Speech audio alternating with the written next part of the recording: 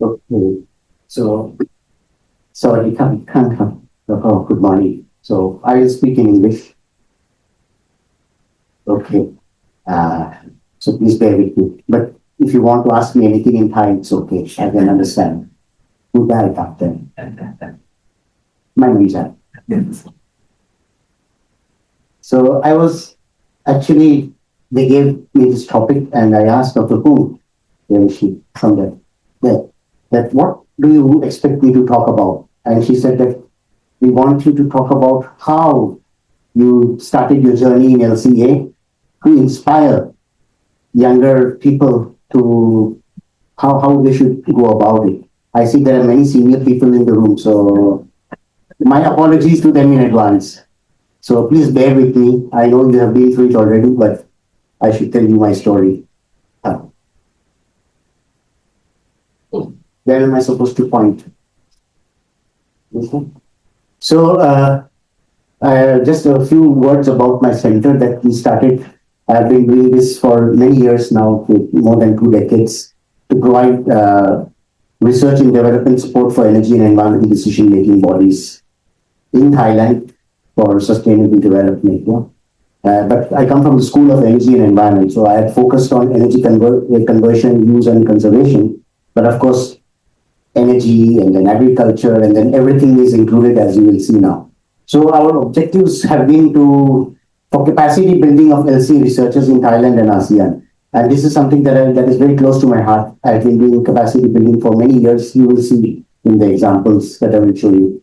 And to develop advanced LCA research, look at sustainability indicators, and now we're looking at ecosystem services, absolute sustainability assessment, and so on. And to provide support to government industry. So here I will come to this point many times that doing research and supporting government industry, they are not mutually exclusive. It's not that you do either this one or that one. You can do both. And we have done it, and you will see some examples over there. And okay, to building up a network in Thailand. Okay, this is Ajahn Thamlongrat is not here right now, but he's one of the very key players who encouraged me to build this network in Thailand. So this is currently our team. Somewhat keeps changing, but many of them are constant. So we have Dr. Thapat is here. Dr. Pariyapat, she's here. Dr. Ukrit is here. He's an upcoming researcher. Dr. Pariyapat has been for a very long time. Yeah. And we will see others as well. So, okay, these are, what my research group focuses on. Before coming to myself, I'm just talking about my research group. So we started with energy systems because I'm at the School of Energy and Environment. And I'm saying this with a purpose. You will see all will fall into place, how it links together. And then because in Thailand, a lot of energy comes from agriculture. So of course we are LCA people. We look at the whole system. So then if we talk about bioenergy, that means we have to talk about competition in food, feed, fuel, fiber, fertilizer, everything that comes from agricultural products. And then, of course, we talk about biorefineries, which is the third part. And then 2 of the very big energy consumers are transport and buildings. So that is something that I've been doing also. And I'm a civil engineer by training. So that fits well. And sustainability development details. Okay. So now the beginning. Okay. Where did it start? So I have my basic degrees in civil engineering, but that was 35 years ago. I've forgotten everything. I try to remind myself sometimes that yes, I was a civil engineer once upon a time. But okay, after working for 2 years in civil engineering and environment, I came to Thailand for my master and PhD. So I finished my PhD in 2001. That's what Dr. Hanpol was mentioning about. And my expertise that time was mathematical modeling of wastewater treatment systems. That was what I used to do. Okay. And then when I was finishing my PhD, at that time, Dr. Pierre Nielsen from Denmark came to AIT and he taught LCA. Now, I didn't need to do any course at that time. I finished everything. I was finishing my experiments and writing my dissertation. But I just out of interest, I said, let me just sit in the class. And then, this is interesting. That's how the thing. So I did not do my PhD in life cycle assessment, okay? And this is something I want to tell you because I'm mentioning it especially for younger researchers that you can change direction. It's all right. You don't have to stick to one thing. You can change. And that is what. And after I graduated in 2001 April, in June, I applied to JEC. It was a very new school at that time. And when I came to JEC, and I got selected for July 2001, I was supposed to start. But I said, wastewater treatment, energy and environment. Okay, I will do some anaerobic digestion, methane. What is the future in that? Then I said, LCA is a very good tool. I think we should apply that LCA for energy systems. So I said, I need to learn more about LCA. Instead of July 2001, I actually started in March 2002. I asked to defer my joining to the director. I told him, can you give me some more time? I want to learn this before. So I worked with Dr. Pierre Nielsen at AIT for one more year. So learn more about life cycle assessment before I start. Okay? This is something, especially for very young researchers, I would like to say. At that time at AIT, I was getting very old, because I was doing my PhD part-time. I was working full-time. So I took a very long, 5.5 years to do my PhD. But you see, because I took so long, Dr. Pierre Nielsen came towards the end of my PhD. Otherwise, I would never know LCA. I would still be doing wastewater treatment today. See, my life changed. And another thing I want to mention is, when I started to do life cycle assessment, it was very, very new, 2001. Nobody was talking about life cycle assessment. My PhD advisor says, Shabbir, why don't you do something useful? That was his comment. And when I came to JGC, first day I went to meet the director, Dr. Bandit, So I went to his office. Very nice. He was very pleasant with me. But he made a comment. I met this German professor and he told me LCA is useless. This is my first day at JGC. And I'm being told LCA is useless. Okay. So that's how I started. But it was a very lonely world, and usually when you finish PhD, after you finish PhD, you generally work with your advisor, your PhD advisor for some time. He mentors you till, get into it. But I had no such thing because my PhD advisor was in wastewater treatment and he thought LCA is useless. Dr. P. Nielsen, who taught me LCA, he went back to Denmark and joined Novozymes. And then he said, I'm very busy. I tried to invite him to come here. Sometimes he said, you can't afford me. His one day's charge was my 1 month salary. I can't afford it. Okay. So it was a very lonely time, and that's how I started. So I started teaching actually life cycle assessment in 2001 at AIT. 25 years now. I've been teaching life cycle assessment. So at that time it was it was part of eco-design course. We were teaching eco-design and we developed a thing on air conditioners. That was my first life cycle assessment, air conditioners. That time I reminded myself, yes, I'm a civil engineer. Air conditioning, When I joined JDC, our head of department that time, Dr. Sridhar, I said, I want to teach life cycle assessment. She said, no, we need you to teach waste minimization. That's part of our curriculum, not life cycle assessment. So then compromise. Waste minimization and life cycle assessment. Okay? For 2 semesters, I taught like that. 3rd semester, I went back to Ajahn. Then I shifted to life cycle assessment. Fully. Removed. I told her, waste minimization is subset of life cycle assessment. I managed to convince her somehow. Okay? That's how I started. And then we used to have these research groups at AIT. First, we had a carbon cycle research group. That was what I was part of. Then they gave me another group, waste management research group. And that was a really waste group in the sense that anything that did not fit anywhere in other research groups came to my group. And I was there trying to make a story to make it all connected and sound like it's all part of the scheme. Okay? So, as I told you, it was a very lonely world at that time. And I must thank Dr. Thamongrat because he was one person I knew he's doing life cycle assessment, etc. Yeah, over here, and he's kind of the godfather of life cycle assessment. Yeah. So this is our first trip to Japan as part of the GTAP or something like this. 30 of us went in 2003. That was the longest I stayed in Japan for 1 month almost. Yeah. So you can see many familiar faces over here. The old generation of LCA people, Rajan Thamongrat, you can see him. You see? It doesn't work. Ajahn Thamongrat is here. You can't recognize him, right? If can you recognize me? I'm here.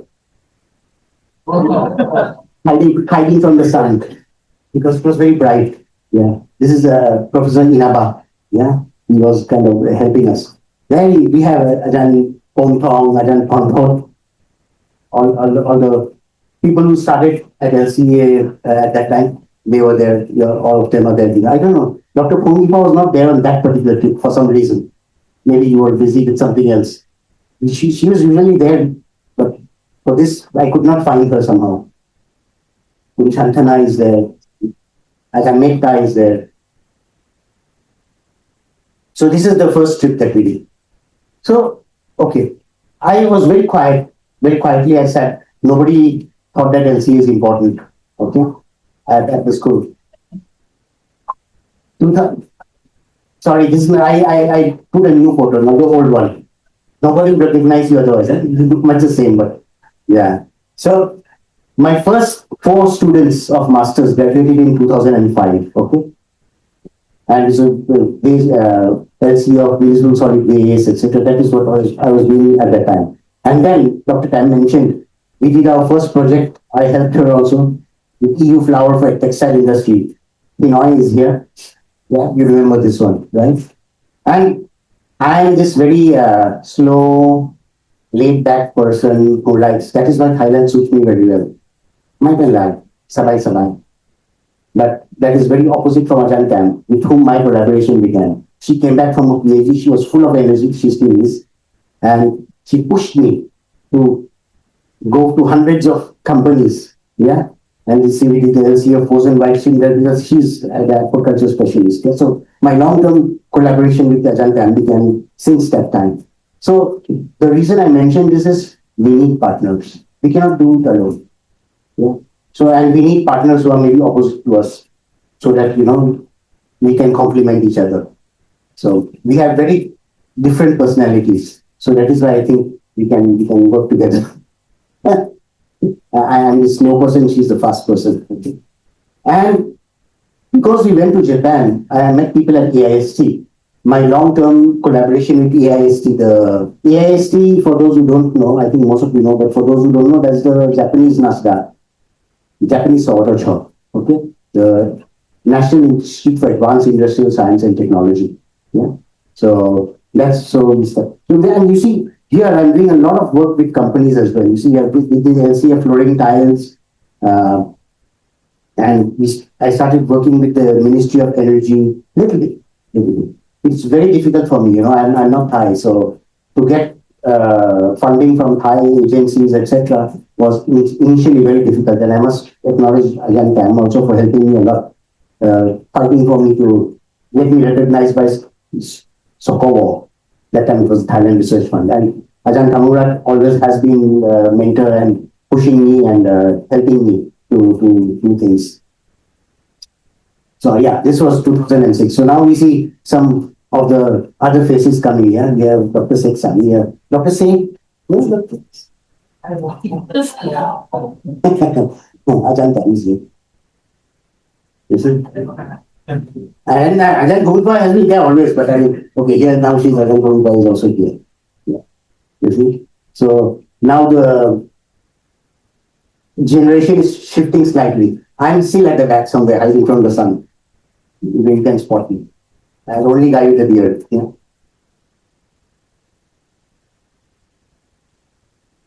So now slowly working, since 2001, now we come up to 2007, and here the first shift starts. Apart from LCA, I started doing social assessments and costing, life cycle costing. So catching trends is very important. And you will see, I think Ajahn Thamongrat and Dr. Jitni will present things about the Thai LCA. And you will see that the trend will follow quite a lot. I'm slightly ahead, always, somehow. Yeah. So my first papers were published in life cycle costing, societal costs, etc. I started working with AIST also and Sokowo. Yeah. And my first PhD students, particularly my first PhD student came out in 2006. I forgot to mention that because there in the slide. But my next batch, 4 PhD students came out in 2008 around that time. So LCA of biofuels. So we had ethanol, biodiesel, and LCA of buildings in Thailand and in Indonesia. So 4 PhD students came out. So you see, it has been a very slow journey. And you will see, I will show you my publication, this just for the sake of that, to see how it develops. So it doesn't happen overnight. You have to be patient. You have to be patient. But it does happen finally. And then with Ajahn Kam again, we started to do the first carbon footprint projects in 2007, 2008, like that. So we had these carbon footprint projects here, and we did many projects together. And that's when the Tesco in the UK, Walmart in the US, France also had this thing that they are going to make carbon footprint mandatory. And that's when things started to happen also in Thailand. The industry started to get interested. Carbon footprint for LCA people, carbon footprint is nothing. It's just one impact category among many others.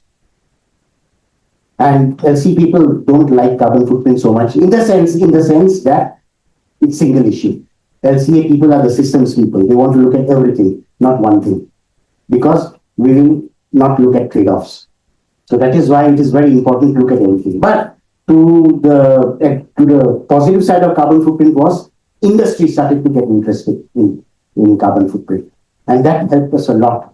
And we started to move. And that's when we took a lot of companies with us and we went to Europe, etc., to show them what is happening in carbon footprint in Europe, because they are now very interested to carbon footprint. And that will coincide very well with what happens in Thailand, because then TGO came into the picture and they started to develop the national guidelines, which I will talk about. But in 2007 is also a landmark year, because I think Dr. Chitti will mention this, or he's here now. So he will mention about this, that we started the LCI database, the national database, officially we started it in 2007. And that helped a lot to push the carbon footprint things also, because now we are having database. Because data is very, very important. Without data, we can't do much. So that is very important. So here, now in 2009, the carbon footprint label and the product carbon footprint national guidelines were launched. 25th of December, 2009, I remember very well, Christmas Day, 25th of December, we launched the first pilot project results, etc. We launched over there. So this carbon footprint in the industry worked quite a lot with the industry for that.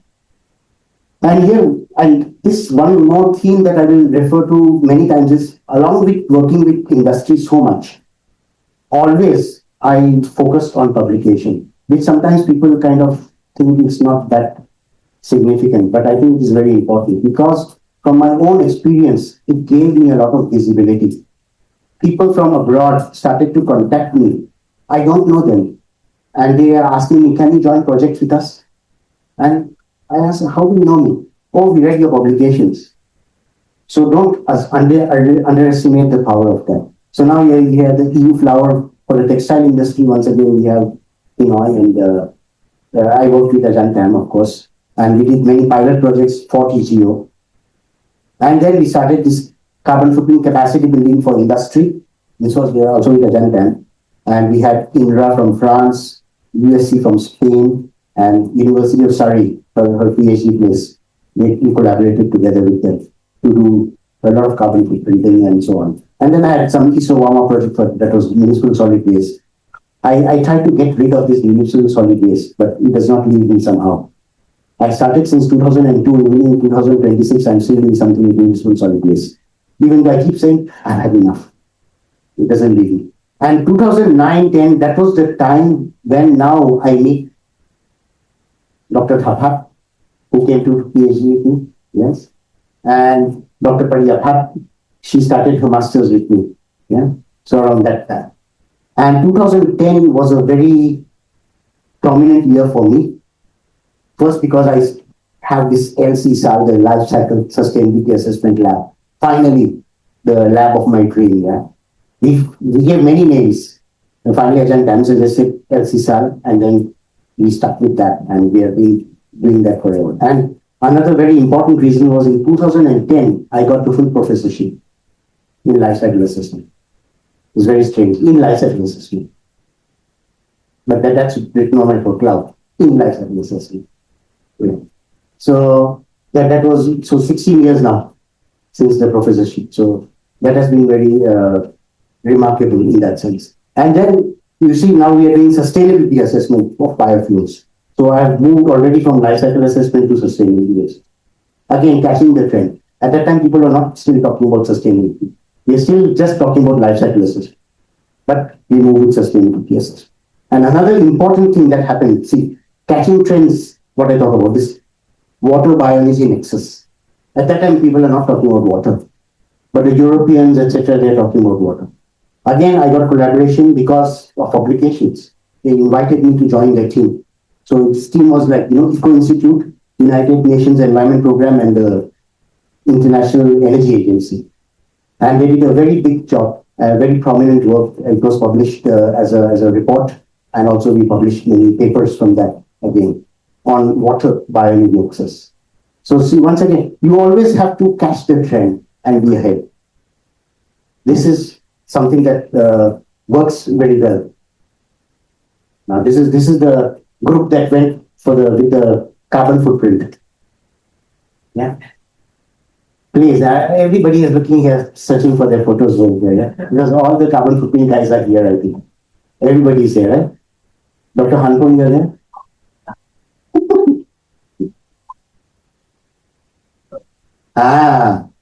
Yeah, he's the tallest, no, so that's why. This time I'm a little bit in the middle. So this is how I can say it is here. Yeah, Dr. Kiti Kawani, yeah. Dr. Jikti is there. So that is our carbon footprint group. Almost all of our carbon footprint group is over here in this. We went to Japan together, and just before launching our own national guidelines. We are the first not first, but third maybe in Asia to have the national guidelines. After I think Japan and South Korea, we are the third one, which is quite a lot. And considering that we have so many other countries in Asia, Thailand has done very, very well with life cycle assessment. This is something to be proud of, our legacy. And so all of you many of you over here have already been involved in this, and those who are upcoming, I would like to say that. In 2000, all our projects are continuing. We did the food footprint calculator with Ajanta, the social impacts we have been doing over here. So now, right in 2011, I'm talking about social impacts. You see? So always one step ahead. 2012, several important things happened. One of the most important things that happened was I was with Ajahn Thammurat and many others. We were in Paris. I still remember where in Paris I was. It was on the Champs-Élysées. We were crossing the road. And Ajahn Thammurat told me, Shabbir, you have been teaching life cycle assessment for more than 10 years. Where are all your students? They're giving only 5 minutes. You guys took away my time because of your long introduction.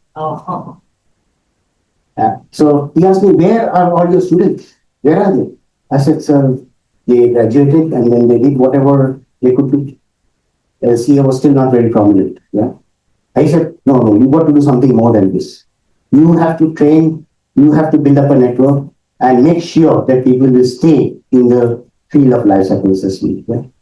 And another common thing that when we did the water footprint training, I was selected to go to UNEP in Paris and get trained. I had to pass an exam, There were 30 people, only I think 5 passed the exam. I was one of them. It was very difficult with Stefan Pfister from ETH Zurich. And then, this is our network. Thanks to Ajahn Thammurat for pushing me to build up a network, you see. All our people are here. Many of them are sitting over here, I think. That's the old day. That's when we got the award for the project. Thanks. And along with this, we also had the thing for PhD students. So PhD, master students. So it became a very big network of people. So this is something very important, to build this network and somehow to manage to sustain it. So now in Thailand, we started, so these are all the PhD students who are involved at that time with the thing. And you will see some of them are sitting over here. Dr. Anute could not make it this morning, unfortunately, but we have Dr. Pacharapon is here. Dr. Ianon, she's at Thammasat University now. Yeah. And we built the trainers in Thailand. So now, after getting trained by UNEP, I came here to Thailand, and with Stefan Fischer, we organized a chain of trainers in Thailand for water footprinting. And Dr. Pariyapat was actually one of the first people doing the PhD in water footprint. Yeah, and we developed for all the watersheds in Thailand. We developed the impact factors, the characterization factors. And then, Ajahn Thamongrat again initiated this competitiveness of the sugarcane industry. And once again, I got invited by the University of London to join their project on palm oil. Once again, because of publications. So, yeah. And so here we developed this kind of water stress index, which was then subsequently used for water footprint label in Thailand. You see. So you can do research, you can be helpful to the government, and you can be helpful to the industry at the same time. Yeah. And then, of course, we got from Watchhaw the Meeting which I also, yeah, the research team promotion grant. Yeah. My collaboration continued with EIST. Then again, UNEP invited us to become the regional partners for sustainable consumption and production for training policymakers. Yeah. And we signed contract with MOU, the ASEAN Center for Energy, etc. You see how it's expanding. Now, so this is the networks. Now, those who were PhD students in the previous project now became researchers and senior researchers at the Meeting which I also. So you see, we have all of these people over there. And then again, that was also an expanded network. So coming to this, now what we are doing, currently we are working with the LCA of EV battery, for example. It's a very big project. I'm a very minute part of it, something that we are doing. We are working with again area, the Economic Research Institute of ASEAN University here. Again, we got invited for this very large project, nature-based solutions for aquaculture. And through that, we got invited by the University of Stirling to join the LCA of tilapia, brackish water tilapia, and so on. And the solar panel which we are doing with HITAP and so on. So a lot of things are happening. And because of all this visibility, I got invited to join the International Resource Panel of the UNEP. It's something like IPCC, but it's not intergovernmental. It is international. There is a difference. Someday I will explain to you when there is more time. Time is running out. So, and the new thing that I'm doing now is the absolute sustainability assessment, connecting with planetary boundaries.